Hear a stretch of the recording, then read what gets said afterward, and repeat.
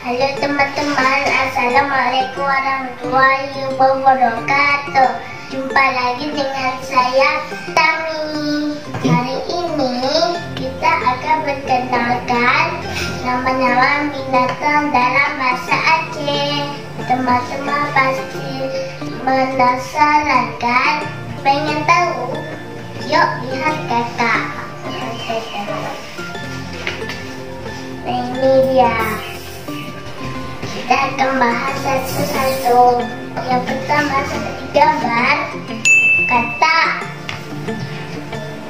Ini adalah kata. Dalam bahasa Aceh, kata disebut dengan jangguak.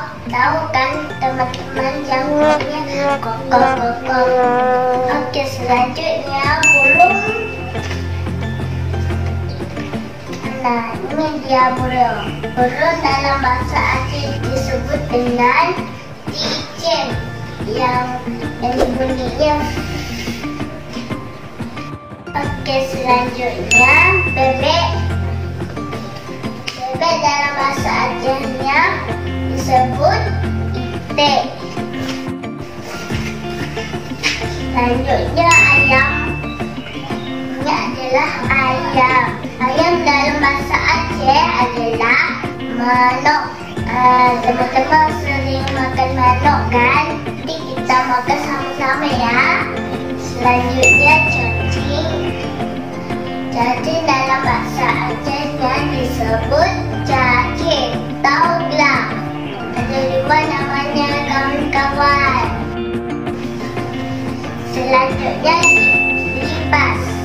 Lipas atau kejawa dalam bahasa Aceh disebut keralep. Teman-teman tahu kan? Keralep agak susah kan? Nama ngomong Aceh. Selanjutnya kambing. Kambing ada embek-embek. Dalam bahasa Aceh disebut kameng. Tahu kan kawan-kawan kameng itu apa? Kameng adalah embek. Selanjutnya kerbau. Kerbau dalam bahasa Aceh disebut kebe. Kawan-kawan bukan seperti kebe kan? Selanjutnya semut. Semut dalam bahasa Aceh disebut sidong. Ada sidong mati. Yang terakhir ikan hiu. Dan ikan hiu dalam bahasa Aceh disebut kutie. Nah teman-teman, ini dia binatang terakhir kita. Jangan lupa di like, subscribe, dan share video Tami ya. Sampai di sini dulu kita. Nantikan video Tami berikutnya. Tami undur diri dulu ya. Dadah. Assalamualaikum warahmatullahi wabarakatuh.